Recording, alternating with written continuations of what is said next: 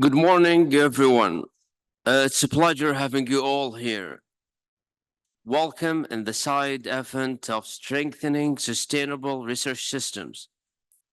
In this side event, we will explore the linkages between sustainability and the research systems and would reflect on the adopting of sustainability elements in the research assessment process.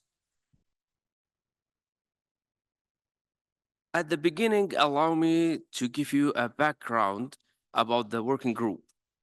So the working group vision is that the GRC participant organizations and the organizations they fund embed approaches to assessment that incentivize and reward the diverse attributes of research excellence in support of a better, healthier research culture that supports the research undertaken to the highest standards. While our aim is to help position the GRC as a leading voice on the promotion and implementation of RA in the international research and innovation system to help build a diverse and inclusive research culture.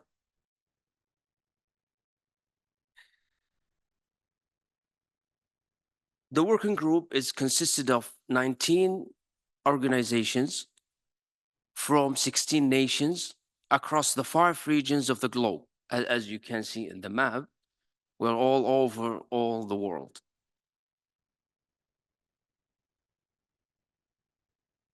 In this slide, we would highlight some efforts of the GRC and responsible research assessment before even the establishment of the working group. So back in 2020 October, GRC, with the help and assistance with other organizations, made a survey for RRA. And the findings of the survey, we published a report of that findings.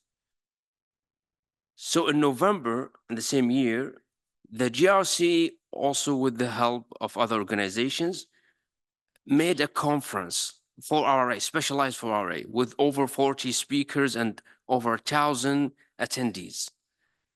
In May 2021, GRC called for action to its member organizations and urged them to establish a working group. In September 2021, we held our first meeting as a working group. Within the first few months, we published the action plan. So since then, we have been working the last 2 years in so many projects. We will launch some of them in this annual meeting.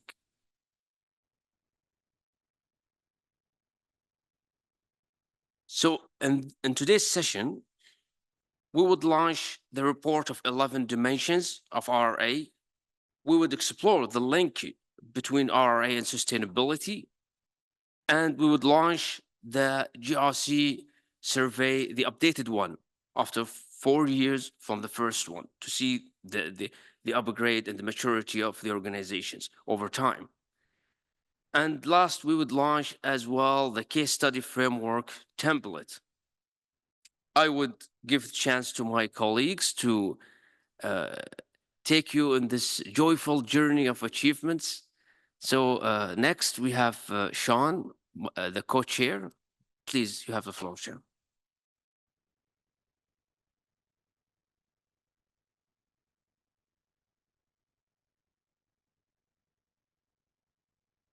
Good morning, everyone. Thank you for joining us. And so for the next section, we'll present on the dimensions of responsible research assessment. So you all have a placemat, or you should have a placemat in front of you, which outlines these dimensions that have been developed over the past year. So as Mohammed had presented our vision with a sort of graphic on some of our objectives throughout the last few years, towards the first into a shared understanding of RRA, significant work has been underway to scope the landscape on responsible research assessment, building off of the initial work that was conducted with the Research on Research Institute to establish our working group. It was important to define the concept of RRA, which was done quite well by the Roy report, which we continue to develop in addition to a gap analysis to be able to develop the following dimensions. I should note, perhaps going through objective one of the working group itself, which is to work towards a shared understanding and goal for RRA within GRC participants and their funded organizations based on existing definitions of the term. And so as we work towards developing dimensions of RRA, we conducted a very thorough gap analysis and really dug down into what are the key dimensions that could be used to describe this term. And from here, we divided them into three major categories. First, into guiding principles, 4 of them in that, governance and strategy, and finally, process and methodology. So I'll go through them very briefly here. There will be a report published very shortly on the webpage of our working group that describes these in much more detail with detailed descriptions. But I will provide a very short description now. So first of all, as research funders are considering the adoption of RA best practices, we felt it's important that they should be guided by foundational principles that enable a healthy culture and that align with the shared values of the GRC. So these guiding principles are outlined for these first 4 dimensions. So first, a responsible commitment to and promotion of research integrity and responsible cognitive research. This forms the basis on which the research we fund collaborate in a fair, innovative, open, and trusted research environment, and enables trust and confidence in the methods that are used and the findings that result from the research. Responsible approaches to incentivizing open research, adapted to the context of each research community, implemented at an appropriate pace to promote socialization and acknowledging the social and financial barriers therein. Third, a responsible commitment to equity, diversity, and inclusion in research. And for this, we had significant consultation with the EDI working group of the GRC, outlining how crucial it is to provide fair and equal opportunities and access to excellent researchers from all walks of life, as well as to enhance innovation and creativity by bringing together different perspectives, experiences, expertise to tackle grand complex challenges. Commitments to advancing EDI can impact all aspects of research, from design to dissemination to training to tenure. And so this is a transversal priority that needs to be advanced. And finally, on responsible approaches to the effects of global challenges and emergencies, which can uproot research environments and communities and most often disproportionately impact those who are already subject to inequitable barriers. And so second, on governance and strategy. So this builds on the foundational guiding principles of the first 4 dimensions, through which the adoption of sustainable RA practices by funders requires a strategic vision as well as responsible governance. So these are to be considered in driving both incremental and systematic changes towards RRA. So first, on responsible administration and monitoring of research assessment practices, funders should be ensuring that they establish a responsible, well-supported, and sustainable framework to administer and monitor these practices, including providing sufficient resources and support to staff that are charged with developing, administering, and monitoring these activities, so that they can effectively guide those that are carrying it out and ensure that they follow the best practices, do not resort to implicit biases or irresponsible metrics during the process. Responsible approaches to research assessment reform. And so this aligns quite well with COARA, notably, wherein following a responsible and robust research methodology is quite critical. The issues to be addressed by a reform should always be well described. New research assessment frameworks should be designed following the best available evidence, and these frameworks should be tested with qualitative and quantitative evidence on their effectiveness collected and evaluated. That evidence should then be used as part of the methodology to improve the framework, and where possible, the data should be shared with other funders to foster mutual learning around global good practices and to further catalyze positive change. Finally, here on responsible use of influence on institutional policies and practices, funders should be recognizing the reach of their influence on the policies and practices of the institutions they support, as well as the limits of their authority in that regard.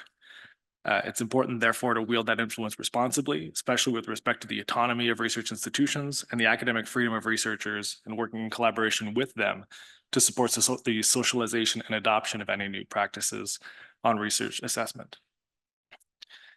Finally, at a more practical level, funders can achieve progress on RRA by ensuring that the methodologies and processes that inform their funding decisions consider an appropriate diversity of criteria and indicators of quality and impact. So accordingly, these last 4 dimensions highlight the key components of those kinds of methodologies and processes that support RRA. So on responsible use and dissemination of research assessment criteria, such that they clearly acknowledge, enable, and promote the diversity of research roles, activities, innovations, outputs, and outcomes that are produced from high quality and impactful research. The use and dissemination of these criteria should always be adapted contextually according to multiple factors, including but not limited to the research environment, the discipline, the societal cultures where the research is conducted and assessed. Of course, these criteria should also account for a diversity of approaches, ways of knowing, including research that's performed with broader engagement across scientific disciplines. We've talked yesterday about inter, multi, transdisciplinary research, for example, as well as across sectors of society to foster a wide range of research profiles and career paths. On responsible assessment of research contributions and achievements. This is our dimension that really covers things like narrative CVs or structured narrative CV formats. So as funders are collecting information from researchers, this should be done responsibly, and those contributions and achievements should be assessed responsibly as well by allowing researchers to clearly communicate the significance, quality, and impact of their contributions rather than relying solely on quantitative measures to convey the value of their work. Where appropriate, responsible approaches to impact assessment should also be considered to ensure that the research that we fund produces high quality impacts while minimizing risks of harm. For example, health and safety concerns or negative environmental or socioeconomic impacts. So again, like many of these, quite relevant to the topic of sustainability that we're talking about at this annual meeting. Impact assessment approaches should also recognize contextually relevant factors, as well as a set of individuals, institutions, and sectors that are involved in and or affected by that research. Finally, funders should be developing responsible approaches to reviewer and panel recruitment and training in alignment with all of these other dimensions to ensure that the reviewer pool is sufficiently broad, that there are multiple factors considered in these crucial decision-making roles to support the advancement of a more equitable, diverse, and inclusive research environment. So this includes a broad diversity of representation among the reviewers, providing training to them also to ensure that they follow the best responsible research assessment practices, as well as avoid implicit biases. And so this provides a broad overview of the 11 dimensions that have been developed. This is a framework on which our working group will continue to work on. Some of what you'll see throughout the meeting today will include presentations of some case studies. And there's a framework that has been developed by our working group, by many of our other colleagues that are here or online, to be able to help promote these dimensions, but also to help provide tangible examples of how funders can improve their practices, reflect on how to better align with responsible research assessment practices. This can also then be used as part of our future work in terms of developing a self-assessment tool and also a roadmap for funders to be able to find improvements over time. And as we'll see fairly soon, there is a new survey that is being launched at this annual meeting, through which the questions will not only align with the survey that was run 4 years ago and allow very interesting analysis on how the global landscape may have changed, but also in alignment with these dimensions as well. And so this should provide a very rich data set through which we can continue to advance this work. From here, I would like to call on Dame Adeline Leiser. And so we're very happy to have Adeline here today to be speaking with us. Professor Adeline Leiser is the Chief Executive of the UK Research and Innovation and Regis Professor of Botany at the University of Cambridge. Professor Leiser has a long-term interest in research culture, has been actively engaged in work aimed at generating a more inclusive, creative, and connected culture. She's presented at the conference on RRA led by the GRC in 2020, in which established this working group. She has worked extensively in science policy, for example, serving as chair of the Royal Society's Science Policy Expert Advisory Committee, chair of the Management Committee of the University of Cambridge Center for Science and Policy, and as a member of the Prime Minister's Council for Science and Technology. She's a fellow of the Royal Society, a member of the Leopoldina and EMBO, and an international member of the US National Academy of Sciences. We're very pleased to welcome Adeline to provide a series of provocations on how RRA and sustainability of the research system itself are linked. Welcome, Adeline.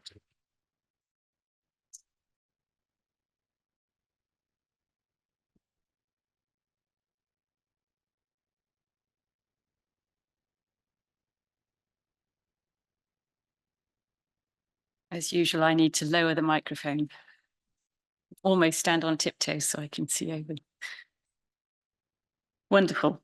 So thank you very much. And it's great to be here and to see the publication of these dimensions and the extraordinary progress that is being made across the community to address this absolutely critical issue. Now, I think, as everybody knows, the theme of the GRC meeting this year is sustainability.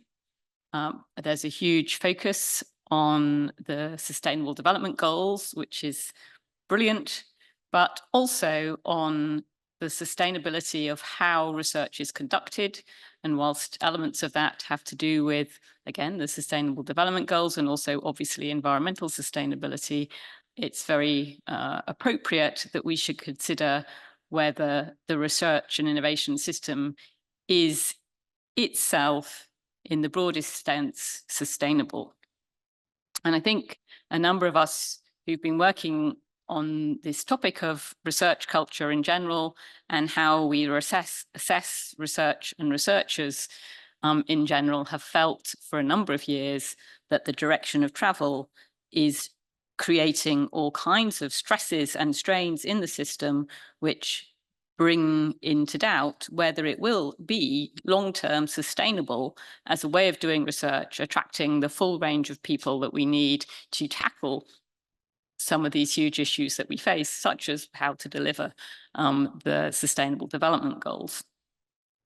I think for entirely well-motivated reasons, our assessment systems have become narrow and frankly deeply impoverished. In our very well-meaning attempts to be fair and objective, we have restricted assessment to a very small set of activities that simply do not encompass the full range of things that researchers need to do. And even more importantly, they do not encompass the things that most researchers value. People do not pick a research career because they want a high H index. That is not the motivation for researchers coming into the system.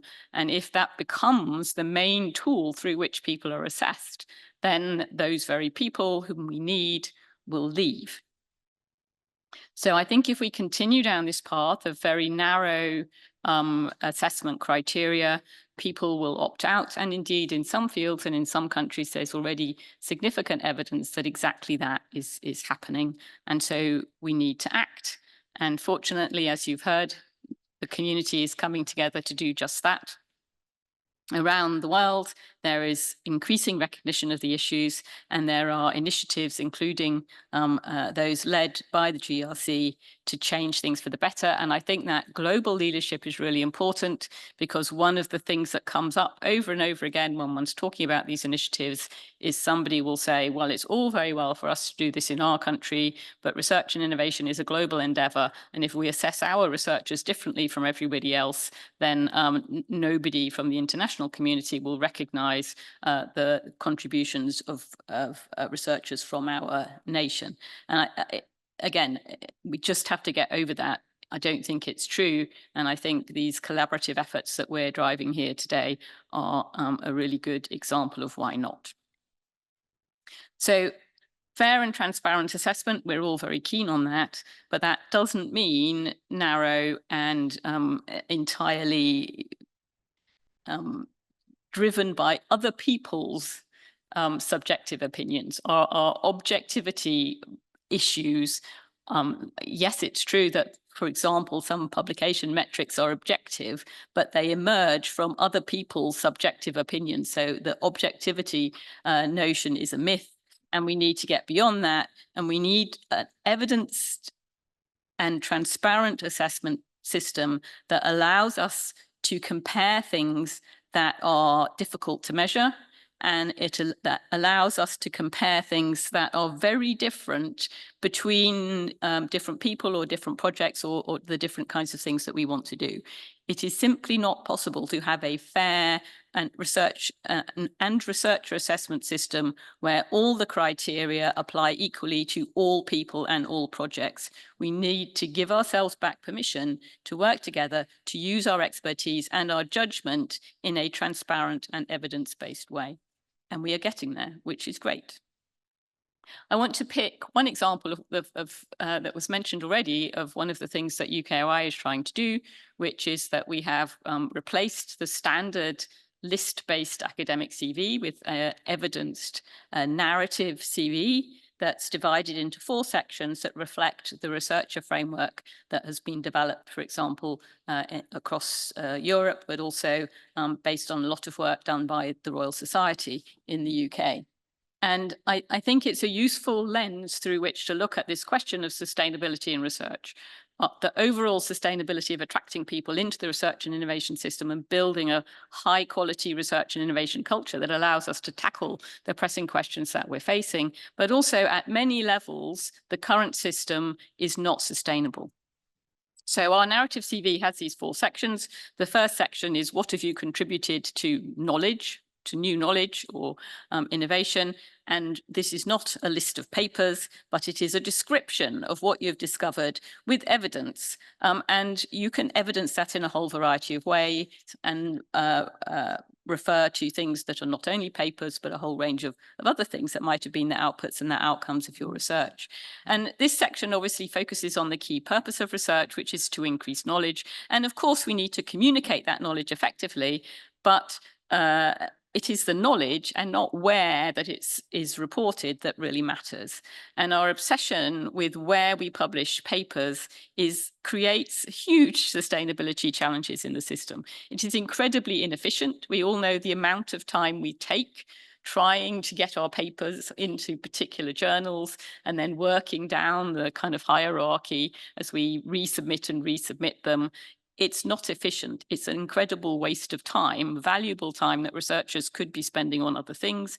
And we know that it biases the kinds of data, the kinds of results that get published. And there are a huge range of, say, negative results, for example, that don't get published at all. And that is incredibly wasteful on the system because it results in people having to reproduce, to do them all over again in a whole nother lab because they don't know that somebody, in fact, 20 people have already tried it. So for all kinds of reasons, that current focus on how we publish our data and how we communicate our data is not sustainable. Second box on the narrative CV is how have you developed and supported others? Again, I would say our obsession with papers as the definition of the output and the outcome of our research means that we forget the most important thing, I would claim, almost above and beyond those, which is the people. The reason that we invest in research, absolutely, is to discover new things and improve our understanding of ourselves and the world around us, and to use that to drive positive change. That takes people, and it takes understanding of people, and it takes engagement with all of the people across the world to be able to do that well. And public investment in research, to my mind, absolutely buys new knowledge, but it also upskills people. It creates skilled, knowledgeable, networked, empowered, engaged people. And those are a key reason why public money, taxpayers' money, should be spent on research and innovation. And if we focus only on the new knowledge and not on those people, then I think we undermine a key justification for public investment in research. And if we do not explain sufficiently robustly why those people and that public investment in them is so important, then we create not only an unattractive research culture that undervalues those people, but also we undermine the arguments for public investment in research in the first place. And that is obviously not sustainable. The third thing on our CV is what have you contributed to the wider research system? So how have you supported the creation of networks, run conferences, provided your advice into that really high quality research assessment that involves judgment and collaborative expertise for grants, assessment, for example, or for papers? Are you sitting on the right advisory committees to spread your knowledge and expertise around and to learn from others? All of these things, all of these roles are crucial for a high functioning research and innovation system. And if we don't do them, then the research and innovation system will simply not function well. And that obviously is not sustainable. And the fourth thing, the last thing on our CV, is how have you engaged with wider stakeholders? If we view the role of research and innovation as to publish papers and that's the end of our job, then we're not going to create a very effective system because most people don't read papers. And on top of that, we as researchers will not be sufficiently aligned with, attuned and understanding of the much wider ecosystem in which we are working. And so deep stakeholder engagement, be that with policymakers or publics or third sector actors, whoever it might be, we need to invest time in doing that engagement, both so that our knowledge and understanding is spread and networked, but also so that we learn and understand from the expertise of others. And unless we really recognize and value and reward that, again, our system will be overly siloed, and a siloed system is not sustainable. So all of the elements on that narrative CV, I think, provide a window into different fragilities in our current research and innovation system that if we don't bolster will lead to a very weak research and innovation system that is not only inefficient and ineffective at delivering what we need to deliver, but from that platform, of course, will not be sustainable. It won't attract the right people. It won't attract the public investment that we need. And it won't create the wide acknowledgement of the importance and the value of research and innovation that we need to capture its benefits for society. So for many dimensions of sustainability of the research and innovation system, assessment processes are absolutely crucial, and it's absolutely crucial that we as a community get them right. It's great that the GRC is leading the way and is a brilliant forum for sharing what has worked and what doesn't work, and for driving collective change, which is what we need to get this into the place it needs to be. And so I'm really delighted to be here as we move along through this process, and I am really looking forward to the discussion. Thank you.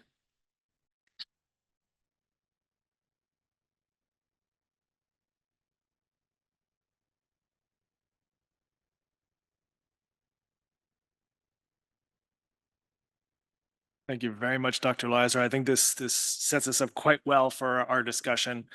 But before I do move on to reading out some of the discussion questions that we'll be moving on to in a minute through various breakouts, I do want to really highlight the fact that the frameworks that we've developed through these dimensions, these discussions that we've been having, have been incredibly collaborative due to the nature of the GRC. As Mohammed had mentioned, there are 24 funders involved in our group, often multiple people per each funder involved in the group. So we're quite a large and collaborative group, always welcome to more members, of course. I did want to highlight specifically some of the contributions from the dimensions of Ms. Nasisa Dubey from NRF, who would have wanted to join us today, but wasn't able to travel, unfortunately. But as one of the co-leads of the development of the dimension specifically, but really highlighting all the great work that's been done through our team in developing this. not only through that, but through all the regional meetings that have happened throughout the year. And so likely hundreds of folks from across all regions of the GRC being involved in this work. And so in that spirit, we do want to have all of you as well to contribute to this, not only in terms of how to think about how to carry these conversations forward, but in terms of how they align with our current topic of sustainability. And so for the next 20 minutes or so, until about 9:25, we'll be moving to a series of breakouts, and we'll be thinking about these questions here with regards to sustainability in terms of meeting the needs of the present without compromising the ability of future generations to meet their own needs. And so we ask you to think about these questions. First, in thinking about the dimensions, what aspects of your assessments currently support a sustainable research system? And where might reform be needed? Are there specific facets in which there is a higher level of need? What challenges or opportunities might assessment reform itself pose to the sustainability of the research system? Of course, any changes likely needing significant behavioral change and needing a lot of buy-in from the sector to be able to have those changes be effective. And finally, how do you take the sustainability of the research system into account when designing your assessments? And so this is at the point where we'll ask you to rearrange into groups of approximately 15. There are 2 tables in the back. I'm sorry, 6 or 7? All right. Groups of 6 or 7 will have even smaller and more tight-knit discussions. So please split up into groups of 6 or 7. We have quite a large group of folks here that are able to support. All right. If Claire will help to group everyone.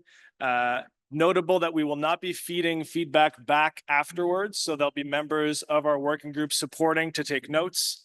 Apologies to those of you that are attending virtually. There will likely not be very much content over the next 20 minutes or so, but if you stay connected at around 9:25, we'll come back on the stage with some next steps. So have a great conversation, everyone. Okay. Yeah, we're good, I think. Thank you, everyone, for all those incredible conversations. I think it really goes to show that we had originally proposed a 4-hour session for this. I feel like we could have taken 20 minutes per question rather than 20 minutes for all 3. So hate to be breaking off your conversations. But so the notes that were taken throughout all of this by members of our group will be collected, and that we'll be considering them moving forward to inform the development of webinars on this topic around RRA and sustainability. Of course, Chatham House rules, we won't be specifically noting any particular funders as part of this, but taking on the ideas forward through the working group. So without much further ado, I want to move off to a presentation from James Wilsden. Many of you will have met him as part of this discussion. Many of you will likely know him. So James is based at University College London's Department of Science, Technology, Engineering and Public Policy as Professor of Research Policy. From UCL, James also directs the Research on Research Institute, which has been a core partner of our working group and really set us up for success, and has now worked very closely with us on the new survey that he'll be talking about. So he co-founded Rory in 2019 with a mission to accelerate transformative research on research systems, cultures, and decision-making. And we're very delighted to be collaborating with him and his team on this work. So James, welcome you to the stage.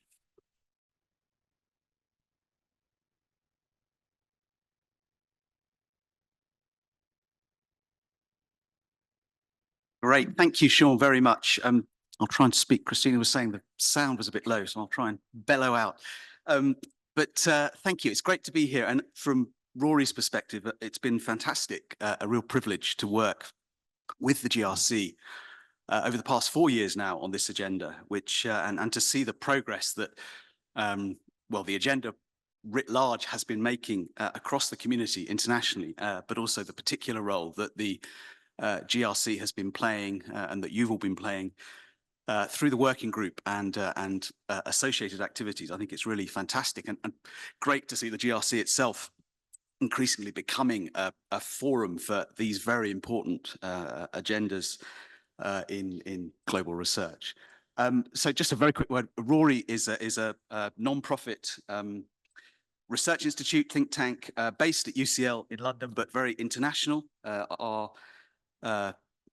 composition essentially is made up of 17, 18 research funders from around the world, about half public funding agencies, including several of you in the room here, and the other half foundations like Wellcome, Volkswagen Foundation, the Moore Foundation in the US, all of whom have some kind of existing commitment to leading work on research evaluation, research policy, changing the way we fund and run the research system. And so they've come together to try and do more of that work together, and particularly to try out in quite a applied, hands-on way, different experiments and interventions in their systems, which we as an institute support the research funders in doing. So all the projects we do, you can see some of them listed there, are co-designed with the funders who make up the board of Rory and sort of carried out with them. And one of the projects we're doing now, under which this work falls, is called Agora. It's this global observatory of responsible research assessment. And there we've got the research funding agencies or the evaluation agencies from 11 or 12 countries, particularly those countries that have some kind of larger scale national research assessment system. So we have the REF, of course, in the UK, much beloved by all of us. And other countries, the ERA or the outgoing ERA, whatever, is coming in its place in Australia, NWO, ANVA from Italy, et cetera, et cetera. So it's particularly working with those systems and trying to think about the opportunities to be more innovative, creative in the way we design and think about the operation of those systems. So it's part of this whole move, of which RRA is very much at the center, to shift assessment systems from their historic role as summative processes that look backwards and sort of audit the effectiveness of a system towards more formative roles in helping to shape, support, incentivize, reward the kinds of research cultures, behaviors, practices that we want to see. And just to take a lens back, I mean, Rory's work is part of a much bigger international move of which funders are absolutely at the center, to give more emphasis on the evidence that we rely on in running the research system sensibly, now often discussed under this label of meta-science or meta-research. UKRI, again, has been at the forefront of this recently with a new big meta-science research call. And I should say on RRA, I mean, just while I've got the platform, to just publicly acknowledge and thank Ottoline for her leadership in this agenda over recent years. It's not always easy being a champion for this stuff, as I'm sure Ottoline will attest, but it's hugely important having somebody who is at the head of the National Funding Agency, speaking now as a British academic, who is very vocally and publicly supportive of these kinds of shifts. It really makes a very big difference through the system as a whole. So just to encourage other heads of research councils to play similar leadership roles where you can. But other countries are very much on this agenda. I'm off later this week to a big meeting in China, their big big science policy meeting of the year, the Pujiang Forum, where the focus this year is on the science of science. There's big discussions ongoing in Canada where they're going to be doing joint funding, etc. So meta-science, meta-research, or research on research, call it what you will, is very much back in vogue, and RRA is part of that, and I think particularly evidence-informed RRA. So what have we been doing? We did, as Sean has already outlined, as many of you I'm sure have read when it came out originally in 2020, we did this survey of the GRC participating organizations, which has, as Sean said, generated a lot of interest. We've been delighted to see the way in which the working group under Sean and Mohammed's leadership has taken that work forward. And the plan now is to undertake a follow-on survey, 4 years on since the last one. And although 4 years isn't a huge amount of time in the global span of the universe, a lot has been happening in these debates, which we thought it was important to reflect. this was the level of participation that we had in 2020. So there were 55 responses, which was not bad, 46% response rate and a reasonable spread across different regions. But I'm sure we can beat that this time to encourage you to throw the gauntlet down, as it were. Not least because we've got more time and we're launching it here at the meeting, so there's more of a chance to spread the word and encourage you all to fill this in when you get a chance. Last time around, as you may recall, we asked the GRC organizations which existing frameworks they had endorsed or signed up to. And as you'll see, perhaps unsurprisingly, because we were at a GRC, well, we were asking the GRC organizations, it was GRC statements that came top. But DORA had fairly strong support, particularly in Europe, far less in Asia Pacific. Leiden Manifesto a bit less, Hong Kong Principles, etc. So there's a bit of stuff going on. But one very obvious change since this point has been the emergence of COARA, which still is predominantly European focused in its constituent signatories and members, but is globalizing fast and has certainly the ambition to become, in addition to DORA and other grassroots initiatives, an increasingly significant player on the global stage. And as you'll see, as of last week, there were 735 organizations who'd signed up to the agreement that underpins COARA. So it's grown very, very quickly in that's 18 months. So that's one example. But we want to, as Sean said, collect a better, richer data set from you all, which can give us a snapshot, a sense of where the international funding community on the public funding side is at. We are engaged in related activities with some of the foundations as well to try and better understand where they as a community are, so working through Philea at a European level and the Science Philanthropy Alliance in the US. But we want to build that better evidence base. The plan is to do that over the next few months and then to publish as soon as possible the initial analysis, which will release to you all, obviously, as the organizations who've contributed to it, and then to bring back to the next GRC annual meeting in Riyadh next year the findings in an updated working paper. So then it'll be 5 years on from the previous report. I won't bore you by running through all the questionnaire questions now. There are 35 questions in all, so it does take about half an hour, slightly longer than last time. And that, again, is just a reflection of the additional issues that have thrust their way onto these agendas. But they include, as I say, participation in things like COARA, but also, of course, very important questions around the role of AI and other emergent tools and systems in research, funding and assessment. Lots of interest, lots of activity, lots of experimentation underway there. So the questions have been developed collaboratively with lots of input from you and from the funders who are in the GRC working group. And we hope that the value of these results and the analysis that will flow from them will repay in some multiples the investment of time required to fill it in. So please do fill in the questionnaire. Please encourage your friends and colleagues in other research funders to do the same. The deadline for completion is the 1st of August. There will be a webinar to discuss it and provide any background information on the 24th of June, and you can register via that QR code. And there'll be various other things up on the working group website alongside all the information on the dimensions, as Sean says. But thanks again from our side. It's great to be working with the GRC on this. We're really excited to see the results and look forward to getting all of your responses over the coming weeks. Thank you.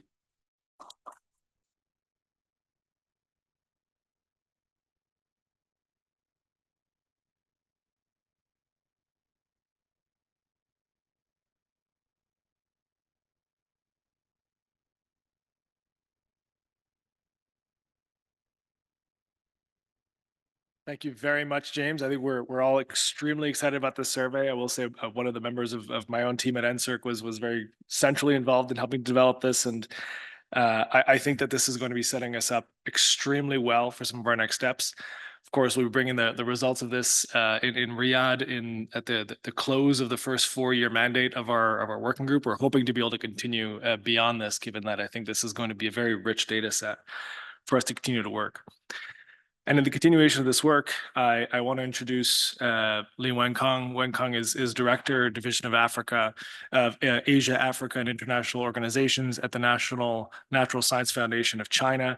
As a very core member of our working group, she'll join to share the case study framework that outlines some of our next steps over the next year, and a couple of examples of case studies that are currently being developed through our working group. And so, Wenkong, the mic is yours. Thank you, Sean, very much. And good morning, everyone. I'm very happy to present the work of our task and finish group 2. The objective of our group is to share experience and guidance and practices of how to implement and embed RA dimensions into the policies and the practice of funding agencies, and also to the institutions that funding agencies support and fund. So we do it through case studies based on the RA dimensions and also the webinars. So far, our group have developed a case study template. And for the first step, we've collected several case studies from our working group members. And this is the outline of our template to help interested organizations to follow similar formats. We have created some subheadings and guiding questions.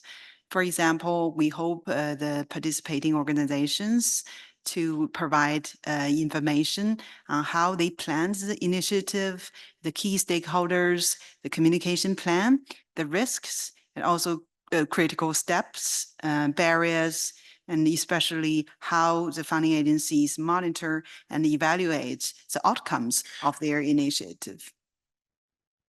And here are some tips for the case studies.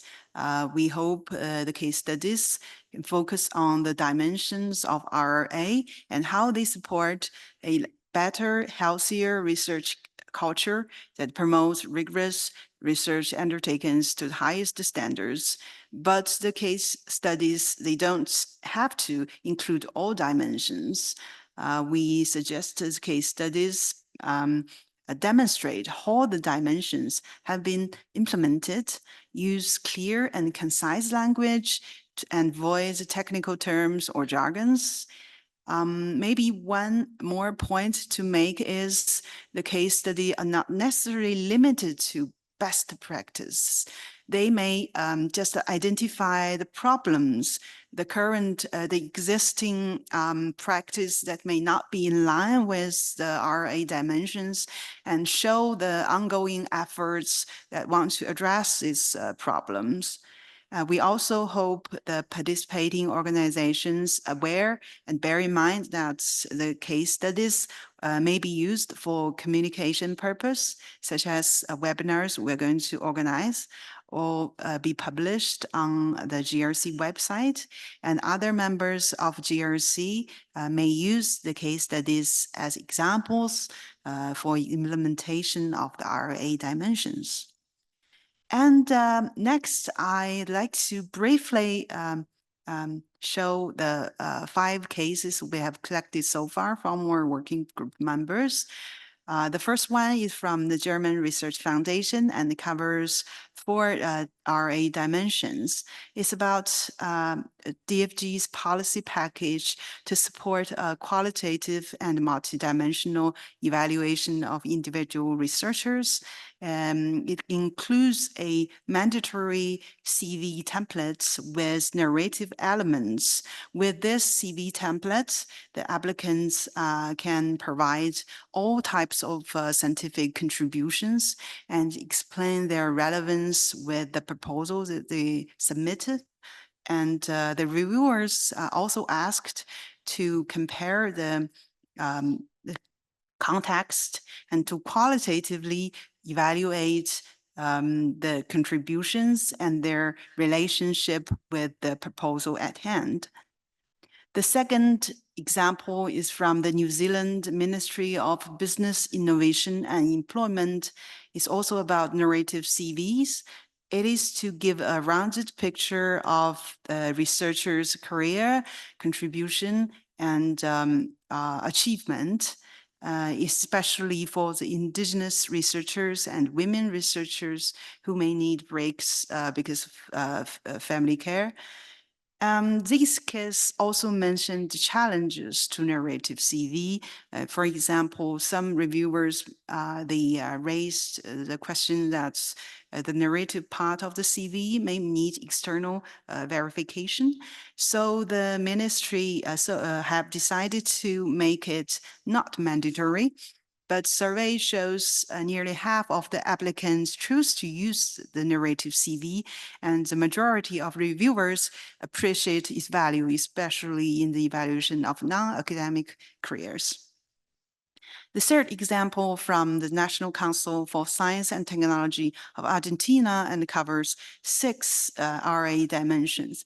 It's also about a policy package, including how to embed the RA dimensions in the criteria and the procedure to evaluate individual researchers or research projects. Also, they have introduced narrative CV, but I think a very interesting part is they have measures to promote open science. The National Council has set up an institutional repository to collect different types of publications, especially the publications not usually contained in the commercial database because of language or because of the question, the problems they address is local and or regional. So the institutional repository now has become a very important source of information in their own project and individual researcher assessment. The fourth example is from the National Natural Science Foundation of China and covers 2 RA dimensions. It's different from the previous cases because it's a reviewer performance assessment. And through this assessment, NSFC wants to monitor the quality of peer review and encourage a responsible, constructive, and inclusive assessment of peer reviewers and identify a pool of very responsible reviewers. And NSFC tries to encourage wide participation of applicants and program directors, and also officers from the science integrity offices. For example, after the funding decision is made, the applicants will be given opportunity to comment on whether the review comments are useful, especially whether they contain suggestions on how to improve future proposals. The last one is from the Health Research Board of Ireland and covers 4 RA dimensions because the HRB is a funding agency for health research. So it tries to encourage their researchers to engage with stakeholders like patients and the general public and to involve them in the whole cycle of research and to check whether their researchers have done it well. HRB have implemented a public review of funding applications in parallel to scientific review. For the first 2 years, it started in 2017. For the first 2 years, the review comments just provided as feedbacks to applicants. But now it's already a part of the documents sent to the review boards. But of course, applicants are given opportunity to respond to the review comments before that. So I hope the 5 cases give you a glimpse of the RA dimensions and maybe the good examples on how to embed it into policies and the practice. For the next step, we'd like to collect more case studies from GRC member organizations. So taking the opportunity of this side event, we would like to open the call for case studies from all interested audiences. And we welcome any case study topic. And if you are interested, please contact the lead of our task group, Joanne Luyen, or send the email to our RA working group. When we collected the case studies, we will do some analysis and publish the case studies and organize a series of webinars for future discussion and dissemination. Thank you.